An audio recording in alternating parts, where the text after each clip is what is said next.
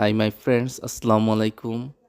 আমি আছি এখন টাইমস স্কোয়ারে ম্যানহাটনে।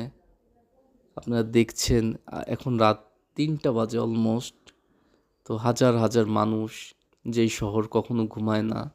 আপনারা দেখবেন এখানে নানান দেশের মানুষ এখানে ভিড় জমায় শুধুমাত্র এই নিউ ইয়র্কের টাইমস স্কোয়ারে এবং নিউ ইয়র্কের অপরূপ সৌন্দর্য দেখার জন্য। আপনারা দেখেন নানান দেশের নানান বর্ণের নানান ধর্মের মানুষ আজ এখানে সবাই মিলিত হয়েছে। পরবর্তী পর্বে আমি আপডেট দিব আপনাদের, ইনশাল্লাহ। আসসালামু আলাইকুম।